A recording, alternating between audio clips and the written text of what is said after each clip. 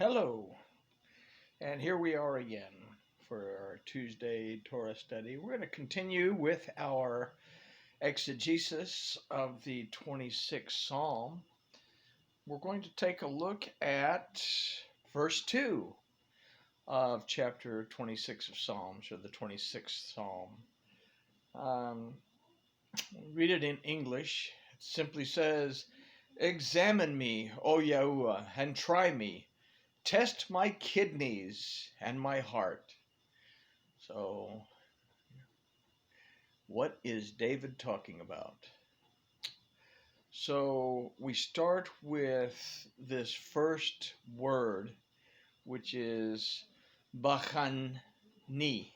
Bachani. Examine me.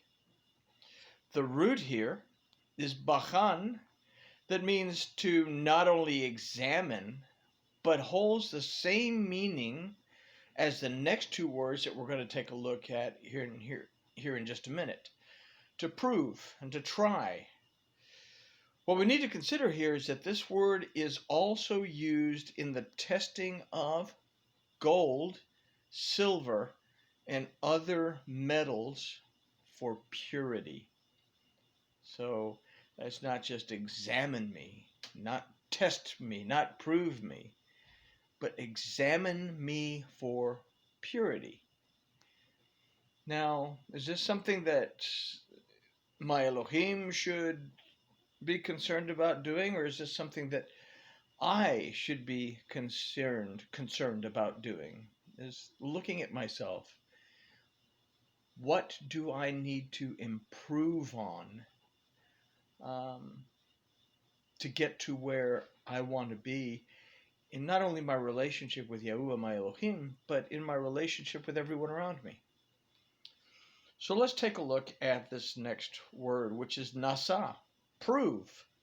Again, a word that means to test or to prove. What? Consider the Hebrew letters in this particular word. We have hey. It's a representation of paying attention, but it also represents an idea of the Spirit's ability to bring forth manifestation. Samek, the cycle of life in humankind, and in the nun, life itself. So in Bachan, we understand the testing of gold and silver, gold representing our set-apart nature, and silver, the redemption that allows it. Gold represents that anointing of Yahuwah that envelops us when we're in a relationship with Him. Silver represents that redemption that has made it possible for us to do exactly that. So let's move on. We consider that through the Spirit, or through our being able to perceive the Spirit during the cycle of our lifetime, and this is what gives us life. Being able to perceive Elohim's manifestation in our lives during the cycle of our lifetime, and understanding that this is what brings us life. I can have all the stuff in the world, but if I don't have peace of mind, then all that stuff is useless. The next word is zaref, try. This word means much more than simply to test or to try. Considering that bachan means the testing of the purity or gold and silver, now in zaref we find that it means to smelt or fuse together these metals. It also means a smelter, a refiner, a goldsmith. In the letters themselves, we have the zadi that represents righteousness. It's the root of the word zadek that means righteousness, or righteous one. Okay? We have the resh that represents authority for us. Rosh is a word for authority. And then we have the pei that represents the presence of Elohim by and through His word. So in this the spelling of the word zareph, we have the righteousness that comes from the authority of the word. How do we smelt the precious metals? We have to melt them down and extract the garbage that comes to the surface. How do we examine ourselves? We have to be willing to really, really turn up the heat on ourselves, look at ourselves, and extract the garbage that comes to the surface so that we can move forward in a well-spent life. All right, so we move on to the next word, which is kind of an interesting word. Kilia means kidneys, brains, kidneys. So the word means kidney. But back in those days, the kidneys were considered to be the seat of emotion and affection. Figuratively, it represents mind and spirit. Its root, however, brings everything in this verse together, and the root of that is kali, a vessel, tool, or implement of war, of music, of labor, and a yoke. So silver and gold, examined for purity, brought before the goldsmith so that a fitting vessel, tool, or implement can be fashioned, that is not only fitting for spiritual warfare and the work of Elohim, but also to build that relationship and the ability to communicate with him. The goldsmith yokes us to his word, and that word has to be in our hearts. So we go back up and consider again nasa, our ability to behold the Spirit during the cycle of our lifetime, and in this we find life. Lev means heart. Why is the Word and the Spirit in our heart? It's the house of our soul in Hebraic thought. It's where our knowledge and thinking, our reflection, our memories, our good and our evil inclinations, our determination and resolution are housed. It's where our conscience lives. It's the seat of our passions, appetites, and our courage. It is our inner room where we are to close ourselves in to pray. So when we consider, examine me, O Yahuwah, try me, test my kidneys and my heart. Look at me, my Elohim.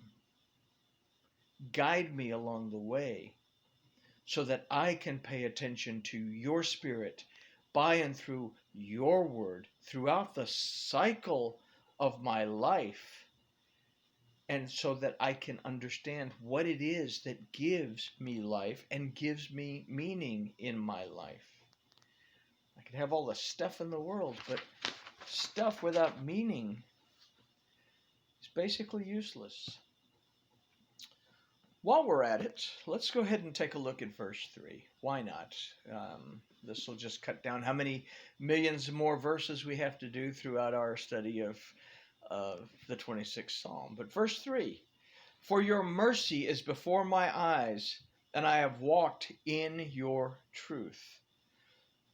So the first part of this verse is a play on Torah. The word chesed, we see the chet, which is the letter Zion yoked to the letter Vav. In other words, we yoke ourselves to Elohim by and through his word, the Zion, his protection, his nourishment, his rest in our lifetime, and we enter through the door. Okay? We have the chet, samek, surrounded by our Elohim. Dalet, the door. What door? Ayani, our eyes. Ayin, we understand, represents perception. It's the Hebrew word for eye, perception. But it's also the Hebrew word for eye, the fountain, and from his heart comes the spring of living water. Okay? The eye is what perceives. It's where the light comes in. It's where we are able to see, understand, perceive, discern, understand what it is to be in a relationship with our Elohim. And it's through our eye that we are able to see the path that leads to Elohim by and through his word. But ayin also means a spring or a fountain.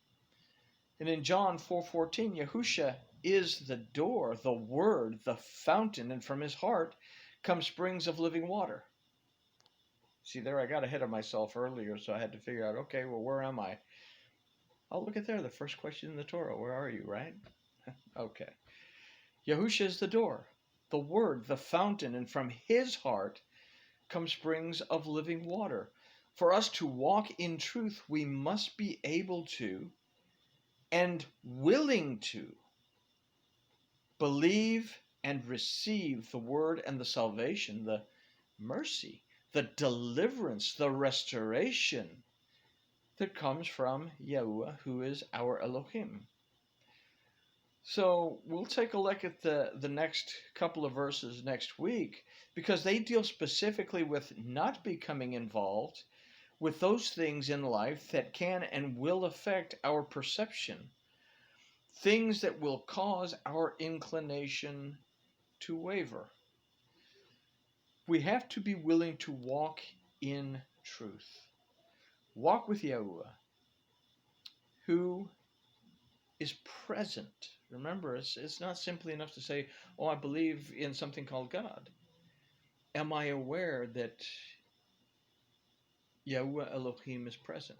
In other words, am I aware that in every aspect of my life, at every moment that I live, there is a mighty force, a mighty power, a mighty judge who has the authority to redeem me, deliver me, restore me, heal me, and bring me rest. So the 26th Psalm asks us to look within ourselves, to find out what we need to smelt out, so that we can be on the same page in a relationship with our Elohim. And with that, we say grooviness has been achieved. Thank you so much. I will be back with you on Shabbat. And until then, I love you all. Shalom.